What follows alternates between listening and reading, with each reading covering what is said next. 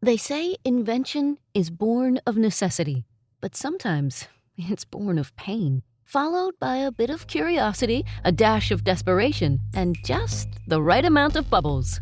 Twist, twist, twist of fate radio.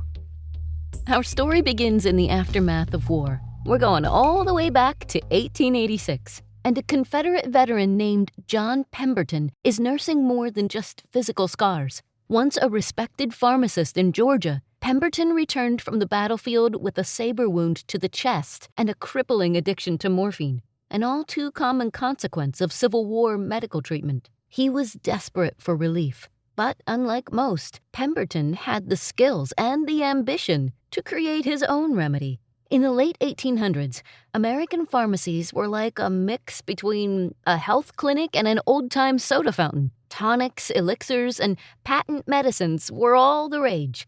Usually a colorful cocktail of herbs, alcohol, and sometimes narcotics. They promised to cure everything from indigestion to melancholy. Pemberton had a background in chemistry and was already tinkering with different formulas in his small lab. He was particularly interested in coca wine, a popular European remedy made by infusing Bordeaux wine with coca leaves. Yes, the plant that produces cocaine. The mixture was said to boost energy, improve mood, and even treat headaches. I bet it did. Pemberton's version, which he called French wine coca, was intended as a sort of health tonic. And it worked. Sort of.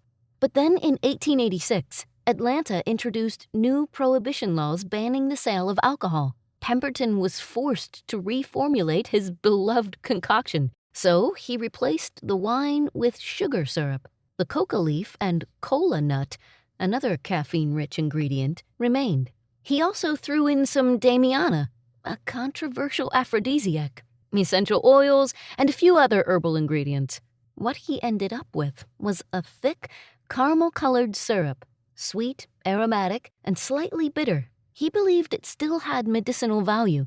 It could treat headaches, ease digestion, and maybe even cure addiction. But there was something about the new recipe that felt different.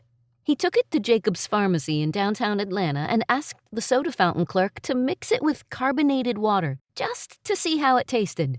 It was an instant hit. People didn't just drink it. They came back for more, and not because they thought it would heal them. They drank it because they liked it. Pemberton's new medicine needed a name. His bookkeeper, Frank Robinson, suggested combining the two main ingredients, coca and cola. He stylized it as Coca-Cola with the two C's that we know today, believing the two C's would look attractive in advertising. But here's the twist. John Pemberton didn't live long enough to see the empire he accidentally launched. He was still focused on marketing Coca-Cola as a health tonic and selling the syrup to pharmacies. But his health was failing, and his finances were a mess. In a scramble to secure income for his family, he sold off portions of the Coca-Cola rights to different investors. One of those buyers was Asa Candler, a savvy businessman with a knack for branding. Candler wasn't interested in Coca-Cola as a medicine. He saw something bigger. He bought up all remaining rights after Pemberton's death in 1888 and shifted the product from pharmacy backroom to front counter favorite. He launched an aggressive marketing campaign, handing out coupons for free drinks and plastering the logo on calendars, clocks, and storefronts. Soon, Coca-Cola was no longer a medicine. It was a refreshment. And by the early 1900s, it was on its way to becoming America's most iconic beverage.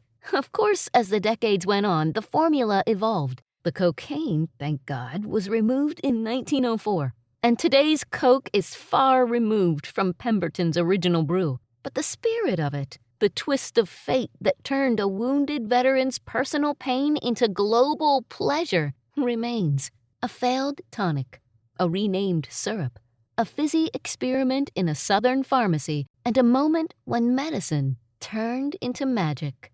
All of that just because one man was looking for relief and another man saw a much bigger picture. Thanks for listening to Twist of Fate Radio. I'm Angela Clark. Curious how fate works? Find more twists and share your own at twistoffateradio.com.